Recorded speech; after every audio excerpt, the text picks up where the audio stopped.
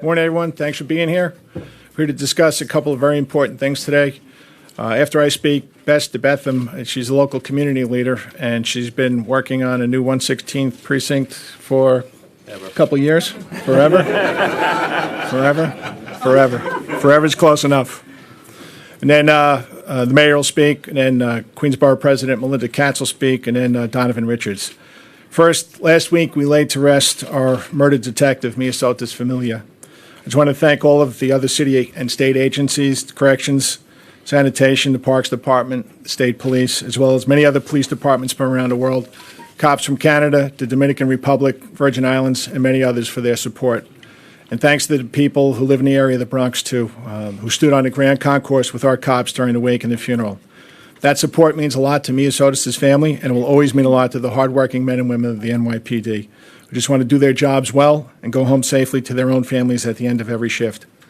To that end, for the past 3.5 years, we've made tremendous strides in bridging the gap between cops and the people we serve, and we're substantially pushed down crime all over the city.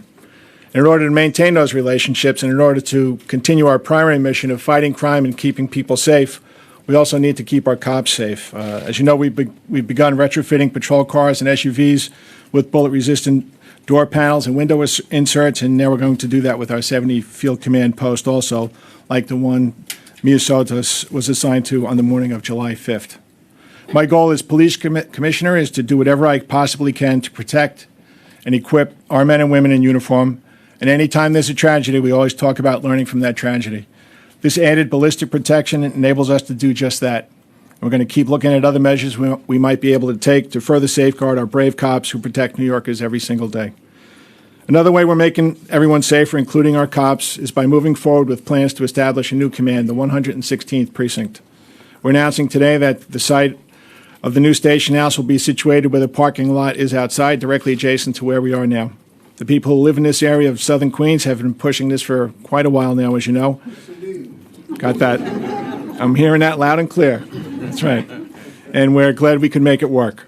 We looked at a lot of privately owned and city-owned sites before choosing this one. Some were too expensive or unavailable or just too small or too difficult to make work for our purposes. We're still some years away from flipping on the lights and answering radio runs in the new 116, and the borders of the precinct won't be solidified until we get closer to completion. Same with the personnel numbers. But I can tell you, we're excited already. Once it's staffed, this command will effectively cut in half the coverage area of the existing 105 precinct, which geographically is the fourth largest command in the city. The 105 covers nearly 13 square miles, 354 miles of roadway, including seven major highways. The 105 precinct satellite we're in today has been open since 2007. It was designed to add a significant police presence to this area. It was open from 7 a.m. to 11 p.m. until February 2016. We added 18 more police officers and 2 sergeants, and we started staffing it 24 hours a day. Now, this next step, forming a brand new command altogether, will further reduce our response times to calls for service, 911 and 311 calls, and keep our cops closer to each other for times when they need backup. In addition to helping make the public even safer, we hope it will make the public feel safer, too. This bold project will enable us to do much more with our resources and focus even more attention on our neighborhood policing philosophy as the initiative continues to expand citywide. To date, 10 of the 16 precincts in Queens are up and running with our neighborhood policing crime-fighting model, including the 106 and the 115, which comes online today, as a matter of fact. So now I'd like to introduce Bess DeBetham, a community activist, a community leader who's been working on this for, what'd you say? About a day and a half? Let's give her a height. Let's give her some height there. I'm going to give you some height. Watch your ankles. I don't want to crack your ankles there. Okay. Go Bess. Thank you. All right. Good morning, all. What a wonderful, wonderful day. My name is Bess DeBetham, a resident of Laurelton, 46 years, and a member of the Federated Blocks of Laurelton since its inception, 1972. For decades, we fought for an additional precinct, and it's been a hard fight. There have been many moments of disappointment, frustration, and anger, I mean anger, along the way, but we never gave up because we knew how important it was. It was a struggle, but it was worth it. Look at this assembly today. The Federated Blocks of Laurelton has, back in the late 70s, I met with then Mayor Ed Koch about the need for an additional precinct. We were promised a satellite station, but the promise was never realized. We continued our crusade, and the response from each administration has always been the same: no money in the budget. In 2007, Congressman Gregory Meeks organized the 116th Police Precinct Task Force, which included the civic associations in the northern and southern tier of the 105th Precinct and the Community Board. He held many press conferences to advance our crusade. We appreciate and thank him for his efforts. The wonderful year in 2014, we elected a young man who wasn't even born when our journey began to represent us in the City Council, Councilman Donovan Richards. He knew that the additional precinct was a priority for us, and on his agenda, the 116th Precinct was item 1. Thank you again, Councilman Richards. That same year, what a wonderful year, 2014, we elected a mayor who knew that the establishment of the 116th Precinct has been a promise deferred, which will now be realized. Thanks to our mayor. Our communities are pleased that our efforts and needs to preserve stable, safe, and vibrant neighborhoods have been recognized. Mr. Mayor, the communities of Cambria Heights, Rosedale, Springfield Gardens, and Laurelton, we thank you. We thank you from the bottom of our activist hearts. That's kind of. Thanks to all of those over the years who put in time and effort to help achieve this goal. The 116th Precinct will save lives and will be part of your legacy. Today, I have been given the distinct pleasure and the esteemed honor to introduce our mayor.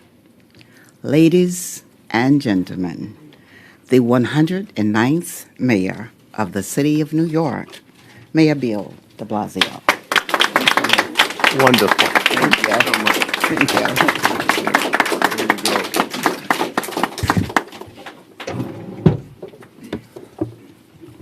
Bess, thank you so much. I have to tell you, I knew this fight took a while, but you said two things that really put a point on it. First of all, yes, Donovan Richards is a young man, an accomplished man. It's kind of amazing to think you were fighting for this new precinct before he was born. That kind of puts it in perspective. Although I bet baby Donovan was out there on the picket line, you know? That's right. But Bess, also, when you said you met with Ed Koch, and let's put this in perspective. 4 mayors ago, this fight began. And Bess, I want to thank you for your leadership, your strength, your persistence, because this was a matter of fairness. You were fighting for fairness. You were fighting for safety, for a community that has worked so hard. You know, I know the neighborhoods that you named. And what do we know about those neighborhoods? Hardworking people, working class and middle class people. who worked their whole lives to become homeowners and to have a safe and decent neighborhood for their children. But to know that they were not getting the police coverage they deserved, I know how painful that must have felt year after year after year. But there's a lesson in this always, and I love the activist spirit because it is about ensuring the voices of the people win the day. Now, Bess, I don't think you assumed it would take quite so long to win the day. But let's be clear, all the elected officials here, I want to thank and honor all of them. But in the end, it was the voices of the people that started this fight and the voices of the people that achieved this extraordinary victory. So let's give Bess and all the activists a great round of applause.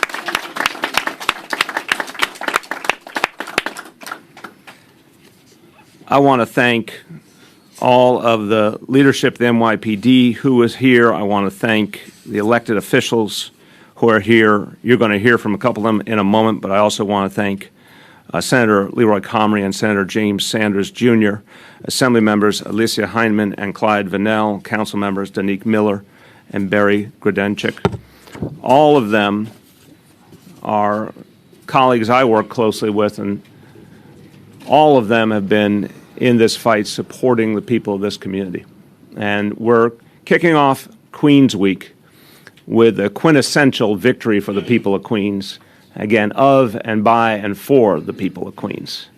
I can't think of a better way to start this week.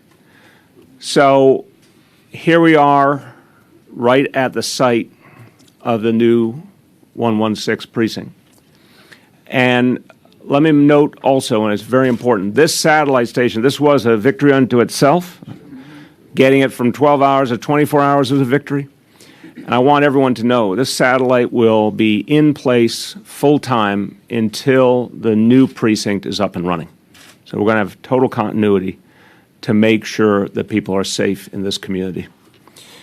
Now, it doesn't get more fundamental than making sure people can get the help they need from the NYPD when they need it. And that's what was the motivation for Bess and so many other of the homeowners, just to know that help would be there when they need it to make sure they could live right in their own communities. You heard from the commissioner just how big the current 105 precinct is and why we needed to do this to improve response time, to deepen the connection with the people the NYPD serves. That's consistent with the whole mission of neighborhood policing. So this is not only an important physical act that there's going to be a precinct here, it's going to further a strategy that more and more is working in this city. Now I want to just remind you what we saw in the first 6 months of this year. And we cannot give enough credit, enough thanks to the men and women of the NYPD for their extraordinary achievements. We say New York City is the safest big city in the country. Every month lately, we've been able to say that even more adamantly. First 6 months of this year, a 5.7% drop in the major index crimes citywide compared to last year. Murders down 21.6% first 6 months of this year compared to the first 6 months of last year. Shooting incidents down 17.1% this year to last year. Those are astounding numbers.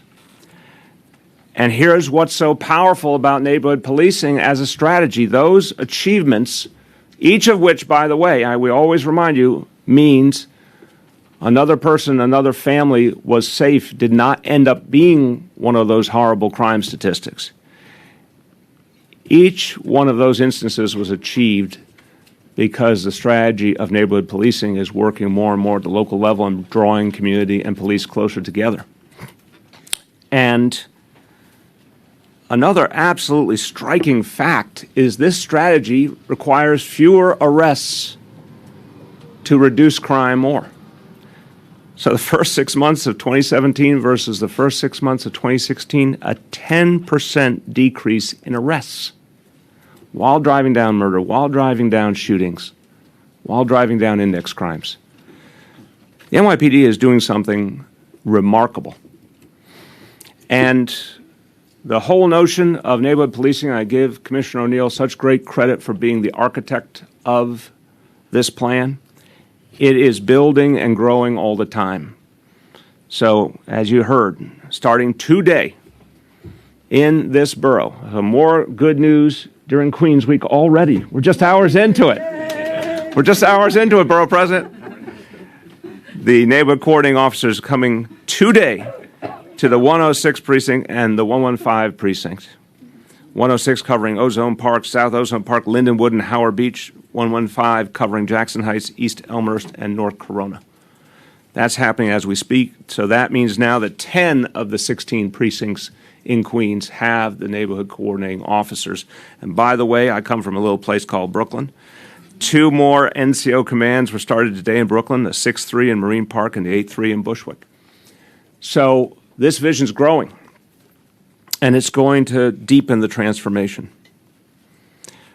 Now, we celebrate a lot of good news today, but we cannot ever forget what we were feeling, what we were thinking the last 2 weeks as we laid to rest Detective Familia. And I want to echo the point the Commissioner made, the outpouring of love and support from the community in the Bronx was exceptional. There's a deep sense of connection to Detective Familia and a deep desire to be there for her and her family, and it was very, very moving. And a reminder of how much our communities honor and appreciate our police. And since we're at the 105, it's important to remember 2 years ago, we lost another brave officer, Detective Brian Moore, out doing the very difficult and dangerous work of an anti-crime officer. And I know the men and women of this precinct keep him in their thoughts and prayers every single day. So we understand the challenges our officers face and how much we depend on them.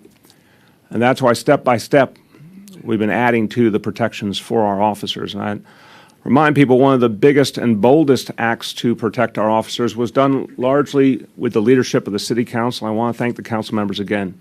The decision to add 2,000 more officers on patrol made 2 years ago, because that's not only improved crime fighting and helped us deepen the relationship with communities, it's added more support for our officers on the streets, more backup.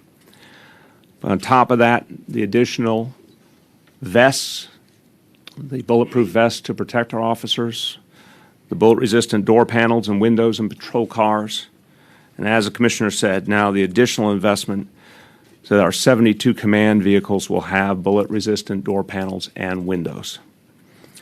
By the way, update that all of that work on the patrol cars and the command vehicles will be done by the end of this year or the very beginning of next. We'll have an exact date for you soon, but basically in the next 6 months that will all be complete. So the mission's clear. Keep making this city safer, protecting community and officers alike, and having that bond between police and community deepen for the good of all. Because one of the best things that we can do to support our officers is give them the information and support they need. That keeps everyone safe. One other thing I want to note, it's a sad anniversary today. 3 years ago today, we lost Eric Garner. And a very painful moment for his family, but also for the whole city. And a time of reflection once again on the path we're on.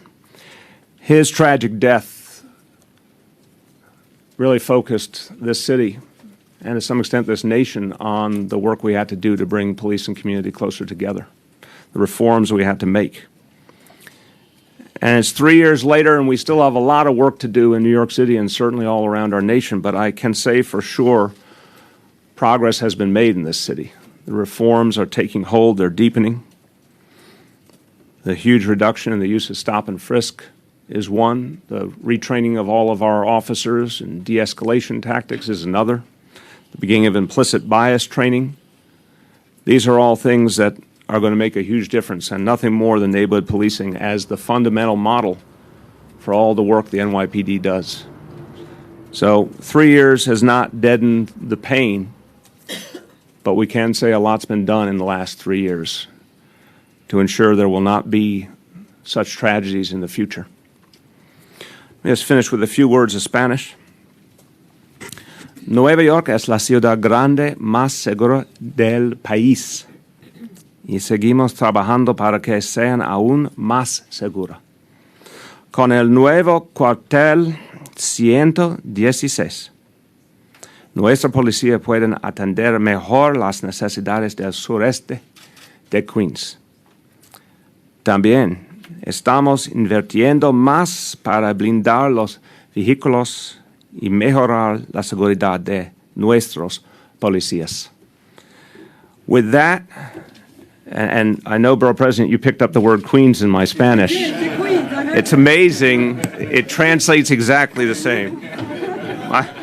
My pleasure to introduce our host for Queens Week, who's doing an extraordinary job advocating for the people of her borough and has been a great partner in this work we do. Borough President Melinda Katz.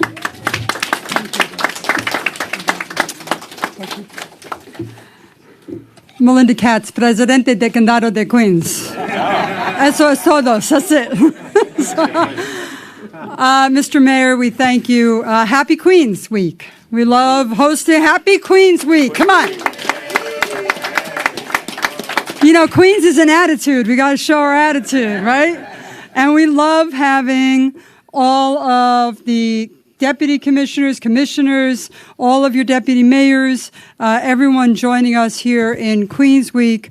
I do want to give a special shout out to Commissioner O'Neill, who I have to tell you, 1 week into the job was standing next to me in a mosque in Queens talking about all inclusion and the fact that he and his police department would be there for the entire population of the city of New York. So Commissioner O'Neill, thank you for keeping the faith and making sure everyone else has it too. Thank you. And to Chief Barrera, who takes care of us here in the Patrol Borough South, thank you so much for the work that you do right in our local neighborhood. To our Inspector Schiff from the 105th, Deputy Borough President Melva Miller is back there. Say hi, Deputy Borough President Melva Miller. We want to thank our Community Board, Clive Williams, Community Board Chair of Board 13, our former Community Boards. And I want to especially thank Bess. So Bess talked about talking to Ed Koch about the 116th, but she didn't tell you that she was 10. She was a child advocate. So while baby Donovan was walking around protesting, I don't think you were even baby Donovan back then. Bess was a 10-year-old prodigy talking to the mayor of the city of New York. This is long time coming, right? This is something, when I was running for borough president, it was the number one issue that folks would talk about in the neighborhoods of Cambria Heights, Rosedale, Laurelton, all the civic associations that are out there. God bless you. Thank you for the work that you have done throughout the generations of fights for this precinct. And it's a long time coming, but you look at this and you say, look, a lot has happened, right, in our communities. This is an amazing time for Queens. We are hopping, right? Folks are coming here, playing here, spending their money here, making their money here. And this administration, this mayor is responding to that. And he's saying, look, we need to build the entire city of New York, and that includes Queens. And we need to make sure, for instance, that when it rains in Southeast Queens, rain doesn't mean the entire place is underwater, right? And this is a mayor who really has invested in our neighborhoods to make sure that the infrastructure is there. This is a guy that did full-day pre-K, so folks can go to work as well as educate our kids throughout the entire city of New York, put Wi-Fi on our streets. So amazing things are happening in response to the fact that tourists and people are coming from all over the world to live here and play here.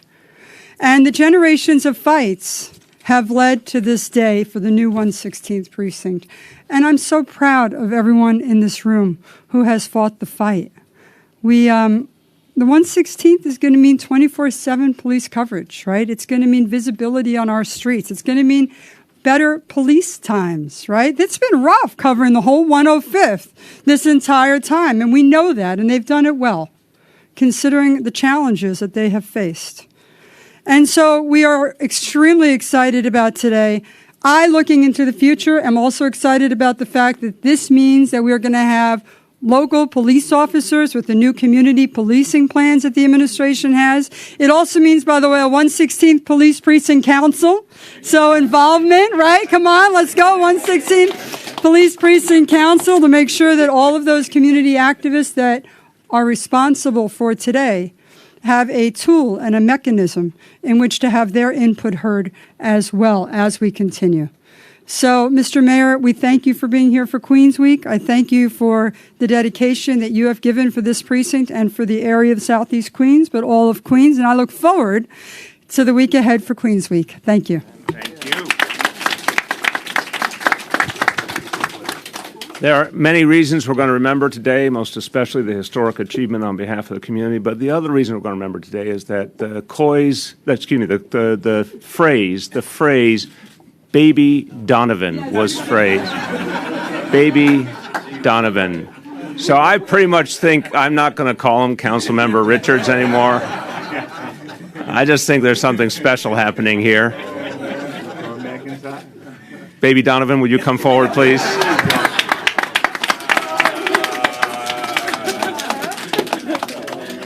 As you can see, age discrimination is alive and well in New York City.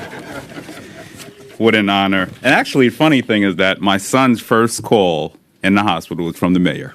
So that's a true story. D3's first call in life.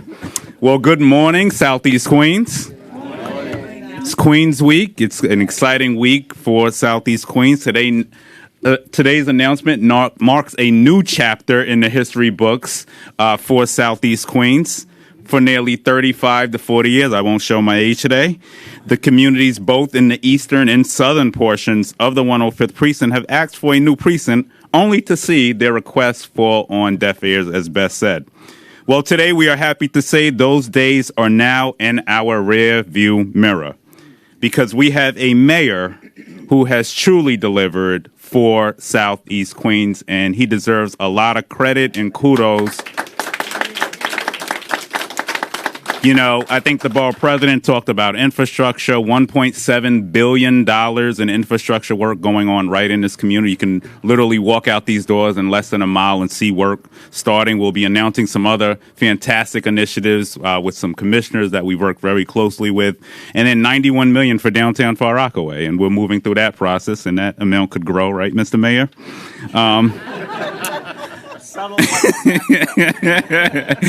But let's be clear that today's victory is much bigger than just about the precinct itself. Today's victory symbolizes what is achievable when a group of committed individuals come together and demand change in their neighborhoods. And I want to give special credit to my second mother, Beth Beetham, for her work, but all of the other local civic associations who really got us here, the Rosedale Civic Association, Federated Blocks of Laurelton, the Spring Jam Block Association, Springfield Taxpayers, Concerned Citizens of Laurelton, UNCA, EQA, and the 25th Street Block Association, Elma Blackburn, and especially my colleagues in government, who really worked on this going back 35 to 40 years. And it's a true dream to see this finally come to fruition. My colleague Barry Grudenchik, who represents a little east here, his community as well, north, who's also worked very hard on this. The new 116th Precinct will help improve response times and, most importantly, ensure that the quality of life in our neighborhoods that we all fight so hard to maintain is both sustained and improved. And for our police officers, it means having an opportunity, as the mayor said, to build bridges with the community that they serve with such distinction. For far too long, they've had to protect and serve 354 miles of roadways, which is longer than a distance to Boston or Washington, D.C. And quite frankly, it was unfair to tell them we want you to keep crime low, all while not ensuring that they had the proper resources to do the actual job. To our officers, we say thank you. And this day is your day just as much as it is ours. To the police commissioner who came in, I remember we were here just a few months ago announcing the extension of the hours here because the community was not being serviced for the amount of hours that they deserve to in getting the proper service. So I want to thank you as well and to all your staff. In closing, we look forward to working with the mayor to ensure that the process to get this project finished remains on schedule and on budget. And if we need to add more money, we'll work with the mayor to do that as well. And as the chair of the council zoning committee, I can assure you as we move through the ULURP process for this site that we will work very hard to ensure that this gets done in a great time. And I also will request an advisory board made up of community members to ensure that communication with the city remains as we move through this process. So with that being said, Mr. Mayor, once again, thank you. You've been a true friend, truly, to this community and all of our civics, and everybody here truly appreciate your efforts in Southeast Queens. God bless you all. Let's get to work. Queens Week. Well done. Also like to note that we are joined by a representative for District Attorney Brown. I want to welcome Jack Ryan. Thank you very much for being here.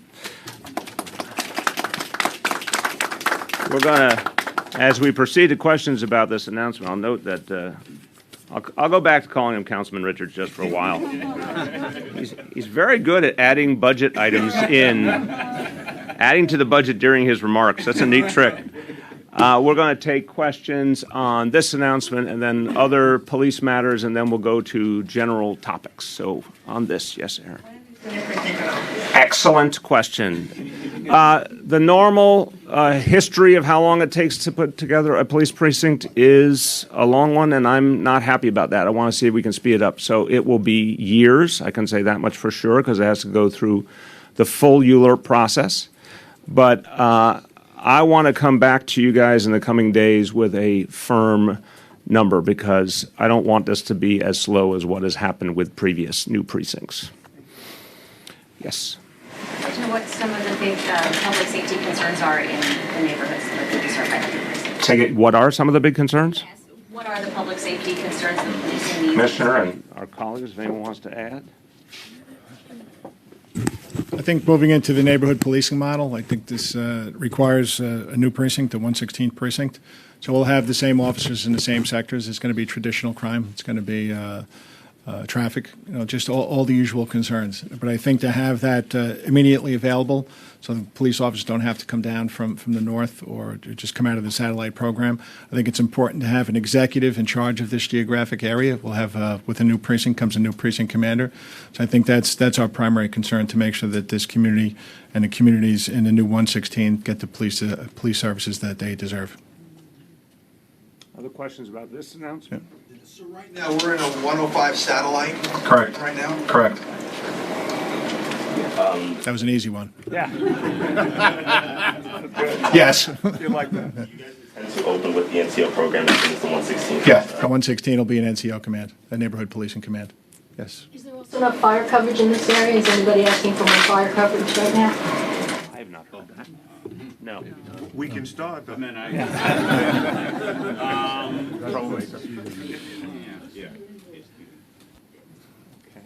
Yep. Will this be more patrol units for the 116th, or is the 105th satellite going to be shifted over to 116? Well, this is what we have to do going forward. We have to take a look at the personnel. We have to take a look at the 911 calls, 311 calls. We have to take a look at the geography. We have to take a look at the number of community residents, and then we'll end up taking people from the 105 and maybe from some other precincts in Queens South. But we'll work that out with Chief Barrere and our people down at One Police Plaza.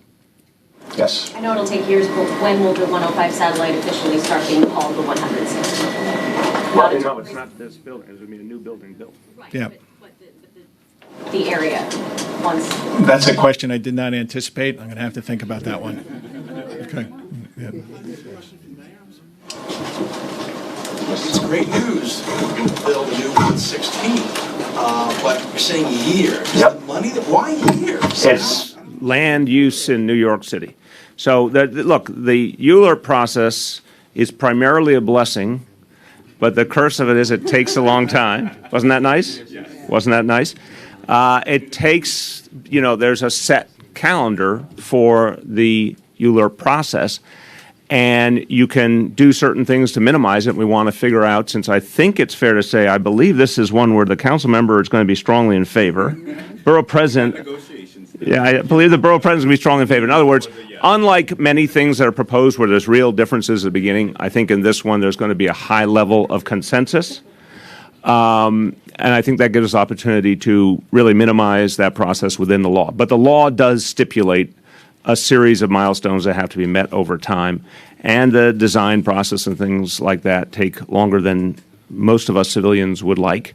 I mean, that's not a comment on police. It's just, I'm not an expert. I'm not a engineer. It's amazing how long things take in New York City. I want to figure out, in this case, given the high level of consensus, how much we can appropriately and legally shave off that process and how compact we can make it. But that's going to take some more discussion. We won't take all 15 days, I can say that. You're ready to do the expedited process? Grace. What's the budget impact? I know Bess was saying that she'd been told over and over again there's no room for a new precinct in the budget.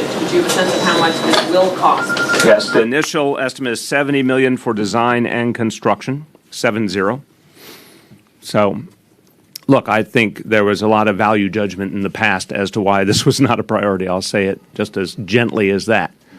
I don't think different communities around the city were treated fairly in terms of where the resources went. That's not exactly a news flash. And particularly if you go back to the 70s and 80s, even into the 90s, that was quite common. Southeast Queens did not get its fair share. So I'm proud that we are evening up the score a little bit here.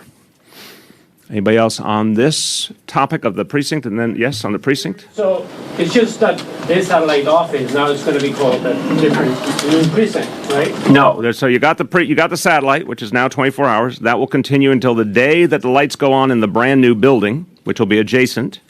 And the brand new building will be a full precinct operation. This is still a satellite of an existing precinct. That will be a full precinct, full complement. The numbers I have here is a typical staffing level for a precinct is about 350 officers when you do all 24 hours, all 7 days a week, et cetera.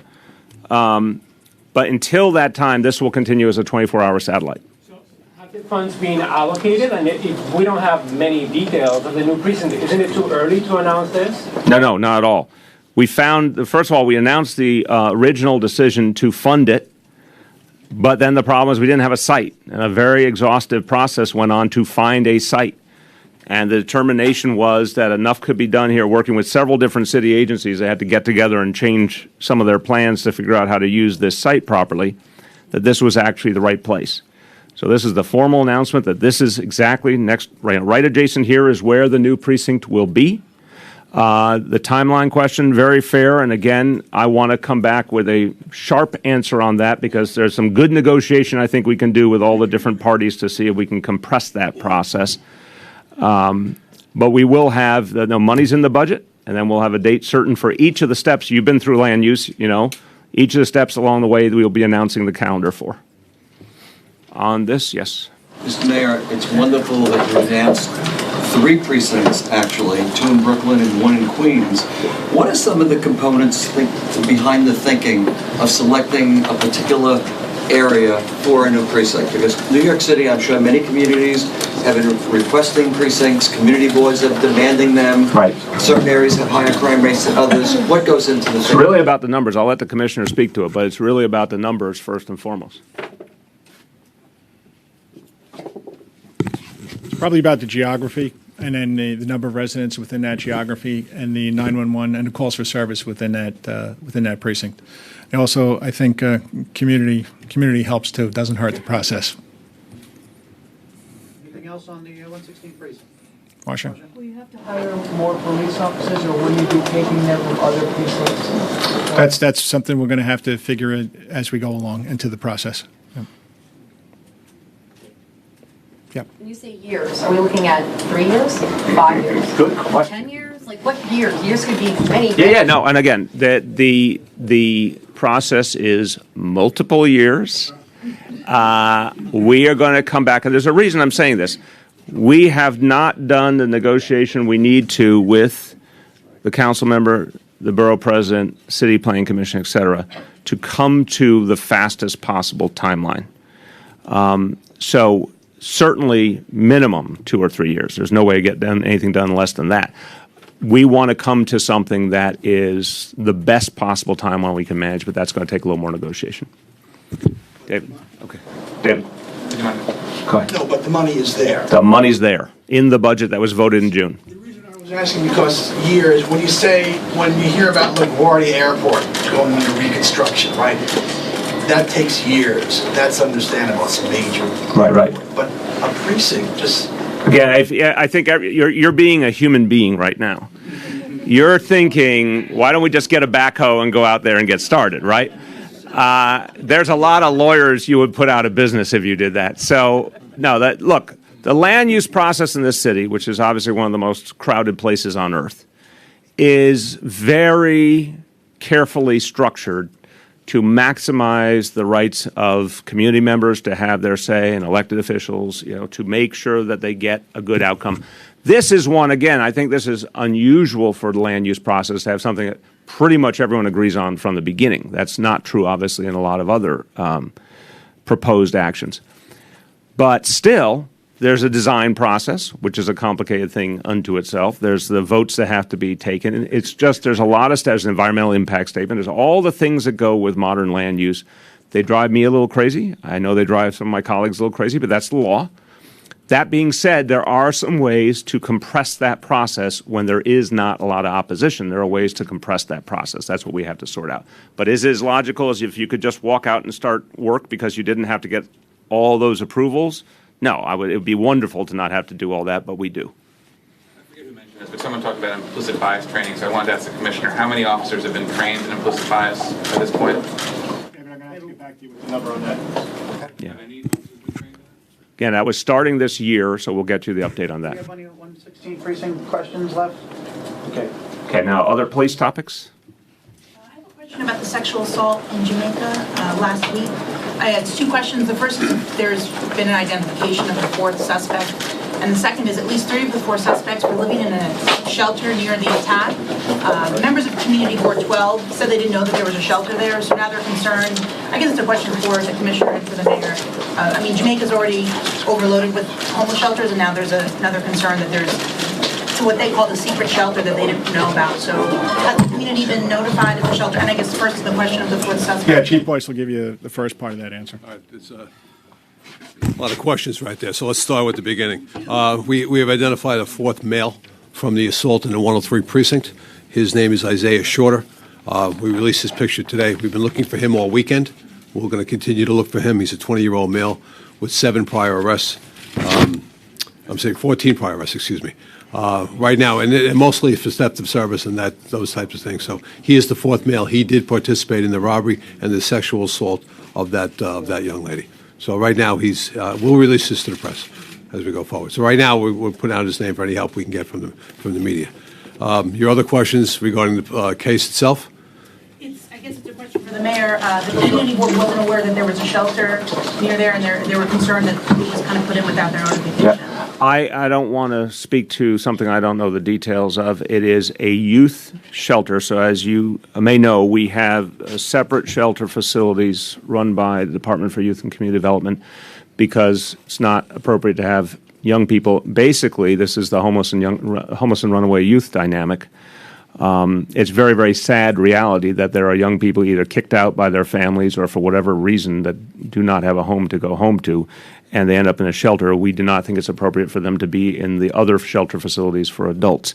So that's a separate reality. They tend to be pretty small. But I don't know enough about the history of what the notification process is. I also don't know what the laws governing it are because they are minors. So we'll get back to you to give you the history of how that specific shelter was handled. Mr. Shorter, who's 20, was he a resident? I don't know. I don't know if he was. Yes, he was a resident of the shelter. Now, again, it's not a shelter. It's a halfway house. So we have a small amount of beds in there where these individuals will stay in there. And I will tell you this, that we put out images of the assault, and it's the shelter, someone inside the shelter who called the police, alerting us to this. So that's how, well, let me finish my question, my answer. So that's how we found this out, through the shelter, through the personnel. Through the group home is how we found out, through the personnel. Shelter or halfway house, or is there a distinction? Again, we'll get you the pure definitions and the history on that. Yeah. Is there a notification process to the community board or the borough president or any other local elected officials when halfway houses or shelters are designated for a community? You know, when we announced the plan for the adult shelters a few months ago, we made very clear the notification process we would be undertaking going forward. But again, I want to emphasize there are other types of facilities. Anything involving domestic violence, for example, is a different set of rules for obvious reasons around confidentiality. I don't know the specific rules when it involves minors. So we can get you that on how that is handled, if there's any specific sensitivities around that, but we can get you that. Again, those are small facilities. There's not that many in the scheme of things, but we'll get you that update. Yeah. I guess questions for Chief Boyce again, two of them. An update, Chief, on the Stuyvesant Gardens shooting of the two young women, and also the Sheepshead Bay robbery, the $80,000 the backpack. Sure. Let's start with the Sty Gardens shooting. That double homicide, we have a substantial amount of video of persons walking into and then leaving. There's 4 males who come up, 2 of which are the shooters, but they are all together. Right now, we're tracing that video back. We believe they came from the Roosevelt houses, which is a couple blocks away. Right now, we're trying to find out what the beef is.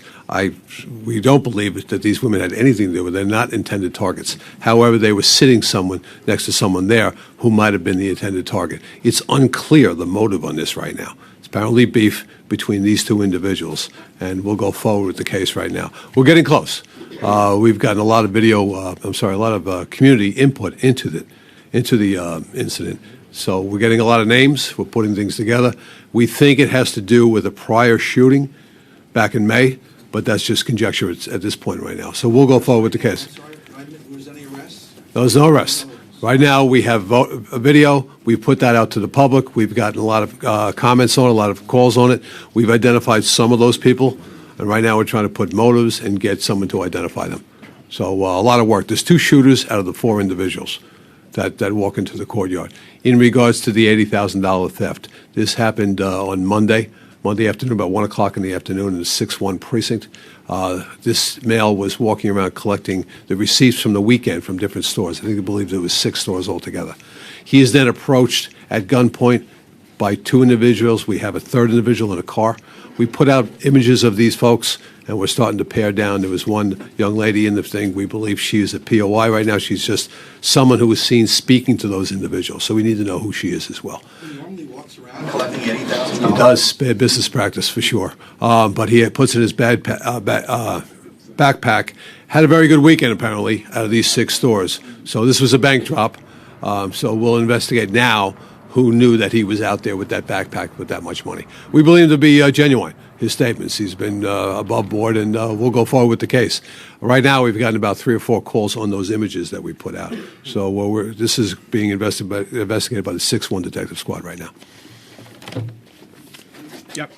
The second row. Is there any update on the death of the 2 policemen dogs? Stop. That's the update, is that we're meeting, and I will speak to Judge Clark today about the status of the case right now. There's only 2 individuals that could have done this. All right, it's either the mother or the mother's boyfriend. So right now we're looking. We have not spoken to the mother because she's in psychiatric care at one of the hospitals in the Bronx. So that, coupled with the fact that we're going to continue to investigate the case, talk to the EMS people going forward, and the OCME. There's no solid update on this case right now. It's going forward with the Bronx DA and the NYPD. It's the 3rd anniversary of Eric Garner's death, and my question to you is there was a protest on 7 o'clock tonight at the Staten Island Ferry Terminal. Your reaction to that, in addition, where do you think relationships are with police and the community post Eric Garner's death and subsequent police protests? About the protest tonight, Chief Del Torre out in Staten Island, I'm sure he'll be handling that, and he'll be handling that correctly.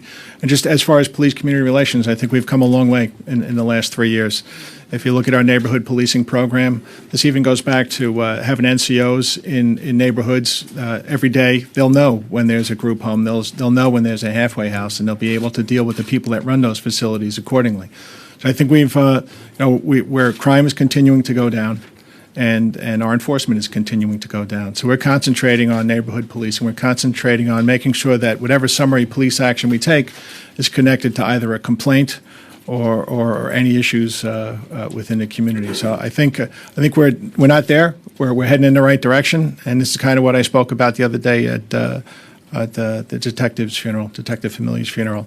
We're all in this business to keep people safe. That's why we took these jobs, and we want nothing better, nothing more than to keep the people of this great city safe. So there's a lot of dedicated police officers out there, and I think with the neighborhood policing program, that's going to enable them to get even closer to the people we're sworn to protect and serve. If Eric Garner's mom came up to you right now at this moment today, and said, "Why weren't there any charges? My son is still not here," what would you say to her? The Department of Justice, actually, I had a meeting with the Garner family a couple of weeks ago, and they explained that the process is still ongoing. They are still conducting their investigation. So that's what I would say. That's what I would tell her. Okay. Any other police matters? David? Maybe a question more for Commissioner Chief Shea, excuse me. So when you look back at last year, everything is down, all the major 7 crime categories. You look back 7 years ago, and in certain categories like felony assault, rape, and I guess grand larceny, it's notably up by 15 to 20%. And those are categories that have had different kinds of calculations over the years. But I'm wondering how you explain that discrepancy and why it is that, at a time when murder is declining over that same period, most dramatically, these crimes seem to be sort of higher than they were at a different point. Yeah, overall index crime is down 5.7%, I guess, this year so far, year to date. And within those categories, I think every category is down. But Dermot can speak about that a little bit more over the years. David, I'll address the felony assault first, and it's probably the clearer answer. When you look at the crime of felony assault in New York State over the years, particularly about the last 10 years, there have been a series of subsections added to it. So most recently, bus drivers, workers in schools, workers in hospitals, certain, the age of the victim. So there's a clear reason why it's very difficult to compare felony assaults today versus felony assaults 5 to 10 years ago, because they simply were not the same law. That's the first point. More difficult on the rape. Everything that we see on rape, in addition to rape, some of the minor felony assaults, and by minor I mean misdemeanor, is that there's been a tremendous amount of outreach.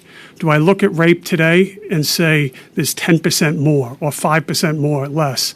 Very difficult to say. I believe not, but the numbers are what the numbers are. There certainly is more reporting of sex crimes and rapes. And some of that we can tie definitively to outreach that we've done.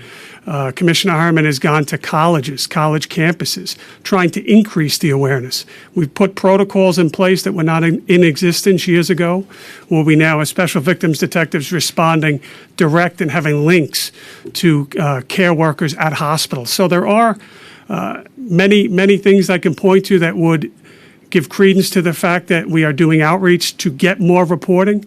Very similar in some ways, unfortunately, to domestic violence, where it's not that we believe more domestic violence at any point in time is occurring.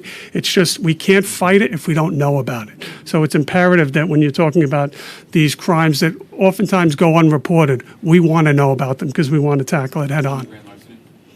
Grand larceny, now we're back to the issue of felony assaults. The grand larceny crime, I think we were ahead of the curve in some ways 3-4 years ago in standing up a grand larceny division. That was a tremendous investment on Bob Boyce's part. And we didn't do it without evidence to back it up. We saw a clear shift in the criminals, particularly when you see John Miller's FIOs or Bob Boyce's grand larceny division hitting doors almost on a day-to-day basis in New York City. There's 3 constants: gang members, guns, and fake credit cards. So that whole evolution, that toxic mix, if you will, we saw that coming. Now it's most recently checks, that whole spin of crime away from the traditional crime as crime evolves into that cyber area. So grand larcenies continues to evolve, and we will evolve with it. Question about today, or I guess the murder in the Ravenswood houses. Is there a motive yet, or any update on that? Sure. These 2 brothers went down. Were at Ravenswood. They're not from there. I believe they're from the Hamels which is a little further up on the Rockaway Peninsula. We believe they were down there. There was a dice game going on. We don't know if that's the cause of the shooting, but they had a dispute with an individual who lives there in the Ravenswood, and both were shot. One expired from his wounds. So right now we have a lot of information. We just got to put the case together as it points out right now. Again, they're not from Ravenswood. There doesn't appear to be a gang angle here. This appears to be a dispute of some sort, either emanating from that dice game or something else associated with it. So right now, the case has come a long way in the last couple of days, but I'm not ready to make a statement as to any kind of POI or any kind of identified person.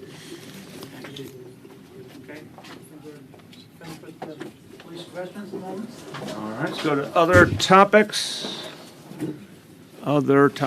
Aaron.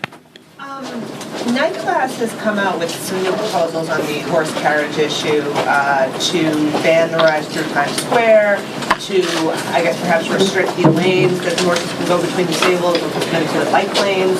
I'm wondering, is that anything you have any plans to try to pursue, or are you kind of done with that? No, I believe what I believed originally. I still think a ban is the best outcome. I'll look at these new proposals. The central question will be, what is the city council ready to act on? And it's a democracy here, and there's two sides to City Hall. And so for anything to happen, there has to be agreement from the city council. But we'll certainly look at these proposals as a new piece of the equation. Vicki from Queens Chronicle. Back on the fire, have you looked at the community request in Dutch Kills? They want to bring back an engine company that had been eliminated during the Bloomberg administration. And I think there's a firehouse too in your old neighborhood where they want to bring back. Yeah, look, we are really pleased with what FDNY has done in terms of response time over the last years. And we're always going to keep looking at this issue. There's no immediate plan to change anything in terms of new facilities or bringing facilities online, but it's something we're going to keep looking at year by year to see if anything changes. Yes. Mr. Mayor, over the last several days, you talked about your record in terms of building affordable housing. And I'm wondering how you feel about the mandatory zoning, where only about 4 or 5 units have so far come on board as developers are accepting the challenge of building affordable housing in exchange for getting higher buildings. Has it been not as successful as you wanted it to be? No, it's just begun. I'm not frustrated at all. This is the most progressive affordable housing legislation in the United States of America in any major city to mandate that developers, when they get special permission from the city to build, that they have to provide at least 25% affordable housing, in some cases 30%. That was a revolutionary action for this city because we all know in previous administrations there were many, many times when developers made pledges to do affordable housing and never did it. And we needed a legal mandate, and I thank the City Council for their strong support of that vision. But that legislation was not passed long ago. It depends on the big rezonings to have its fullest impact, and a lot of those are coming up soon. It can also be done, as you know, through a individual building rezoning. But no, I think the question is going to be how it performs as more and more rezonings occur. I think what we're going to see is a lot of developers will recognize that if they want the additional height and density, they have to provide the affordable housing. Look, the alternative, Marcia, would be they're going to build smaller buildings. If that's what they choose to do, that's their choice, but that doesn't tend to conform with what most developers are trying to do. I just wondered if you've been meeting resistance on the part of developers to build affordable housing because there's not as much money in it for No, because that's not my impression at all. In the end, the mandatory inclusionary housing legislation was smart legislation that did take the financial reality into account, but also drove a real hard bargain on behalf of communities. And obviously the 421A legislation got passed in Albany, which took away what I thought were really luxurious subsidies for luxury condos. That's gone now. The focus of 421A is if those developers want a tax break, they have to provide affordable housing more than ever. Those two pieces go together. So a major change in Albany, a major change in the city, both of which mandate affordable housing if developers want to take advantage of the opportunity. If they don't, they're going to end up with smaller buildings or fewer buildings. That's their choice. They still have that choice. But no, Marcia, I'm perfectly satisfied. I think they're the right moves, and I think it's very early in the trajectory. The law was not passed that long ago, and then, of course, 421A was just weeks ago in the scheme of things. So I think we're on the right track. Yeah. On the housing piece, what sort of debt does your administration owe to the Koch administration in terms of they put into place a lot of regulatory agreements that are now being extended under this plan and counted as preservation towards the units that are within the 200,000. So how do you see that relationship? I think the Koch administration did an outstanding job on affordable housing. You know, I even back then had my own disagreements as a young person with Ed Koch, but on housing, I think he did something historic and important that started to turn the tide in a lot of neighborhoods and strengthen and stabilize neighborhoods and create a lot of affordable housing. And you're right, that now we are working to continue. So I think that was one of the great success stories of the Koch administration. Mr. Mayor, one of the major newspapers in New York said that Mayor de Blasio announced a real estate tax cut or a income tax cut for Those are different things. Wait a minute. What are you talking about here? Income tax cut for New Yorkers if reelected. Was that a promise, a campaign promise? I don't know what you're referring to. You're going to have to help me. Daily News reported, I believe, yesterday. You're going to have to tell me what the subject is, my friend. If you want to take a moment to figure that out, that'd be cool, because I don't really know what you're referring to. Where are we with the topic of congestion pricing? It comes up and goes away. We're nowhere. We're nowhere. Look, I'm someone who will say when I disagree with the conventional wisdom about political reality, but on this one, I think the conventional wisdom is accurate, that there is no appetite or willingness in Albany to act on this matter. It's a non-starter. Maybe if there's a change in the state Senate, it's a different discussion. But I've been real about the fact I'm not going to waste time on something that is not a serious option right now. We have other things we can do that will have a very big impact on reducing congestion and increasing the amount of mass transit. And select bus service is a great example. We've increased the number of select bus service lines, including here in Queens. Those carry a huge number of people and get folks out of their cars by providing, you know, a fast option. Obviously, the new ferry service, the new light rail that's coming, that's what we can do. Those are things we control largely. So that's where I got my focus. Yes? So one of your big commitments to Southeast Queens. Say again? One of your big commitments to Southeast Queens has been putting money towards flood mitigation. Yes. $1.7 billion. Mm-hmm. But there's an additional problem to some of the flooding issues in Southeast Queens, and that's groundwater.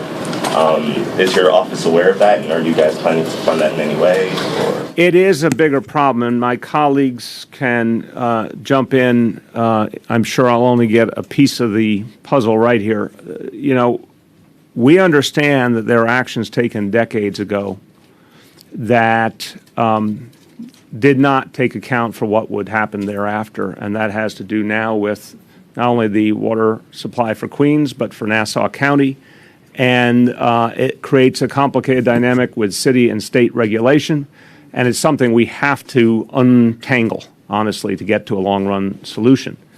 I met with the Nassau County executive last year about this, seeking the beginning of a solution.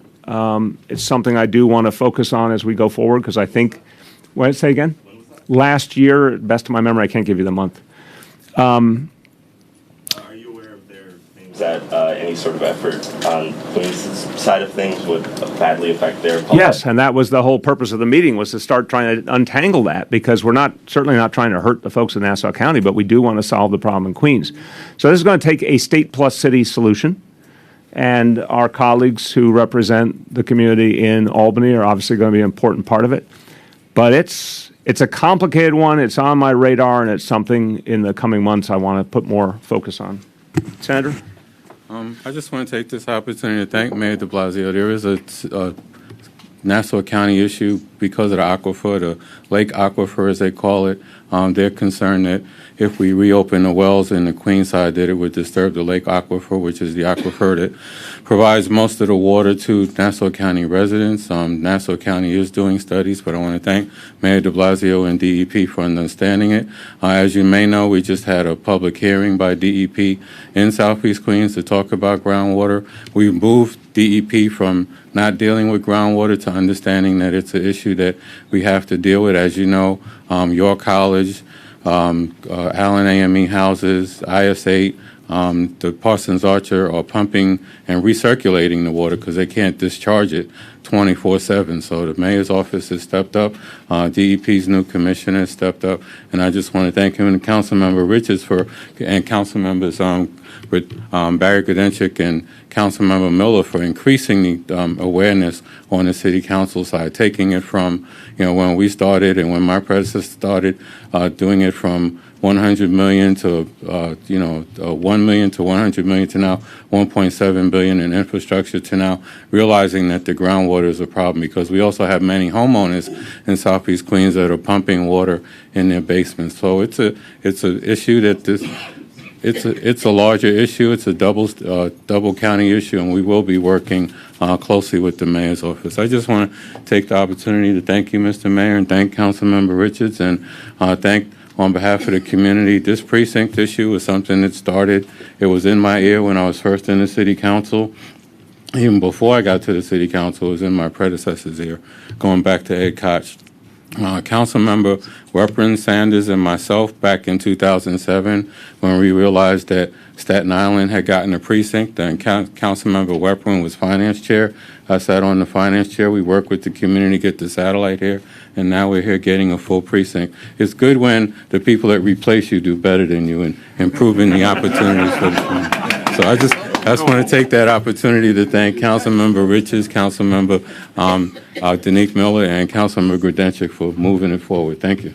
And I just wanted to add to the flooding conversation. There may be a Why don't you come up to the microphone so people can hear it? These seats. There may be a meeting Wednesday with the commissioner and also Tony Shoris, maybe. Yes, so we're planning on trying to pull something together, and there will be, the administration has committed more money to fully study the issue rather than partially. So that'll be something that comes out Wednesday. But just on a final point on it, emphasize, whatever we figure out as a course of action, we do need the state's involvement because there are regulatory issues. We do want to be fair to Nassau for sure.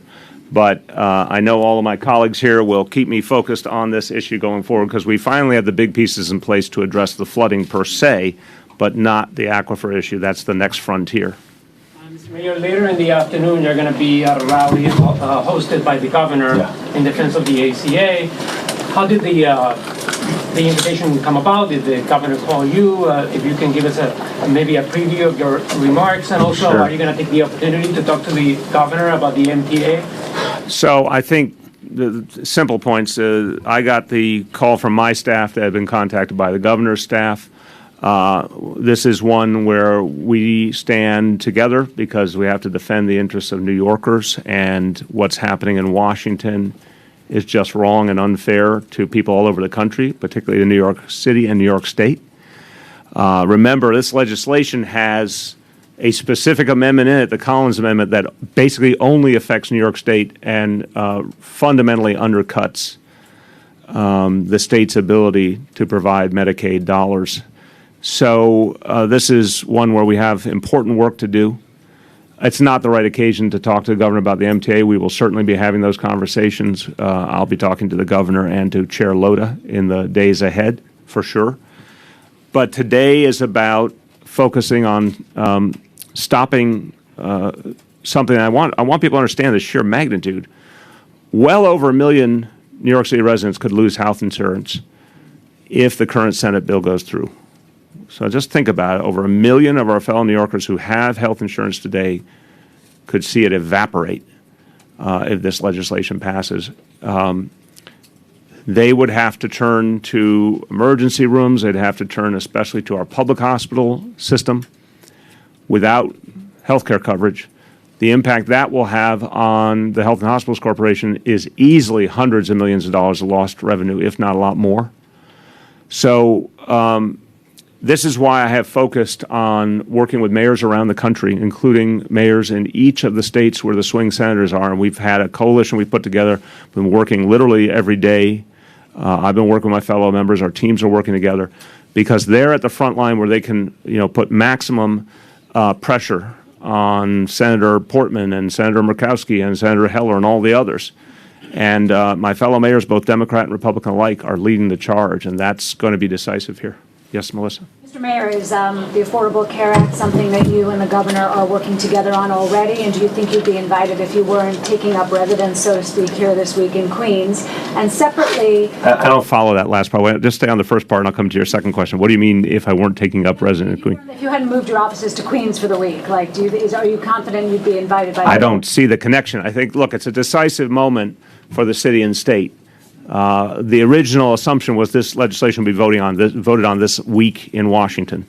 We have all heard since that because of Senator McCain's illness, that'll be put off at least a week.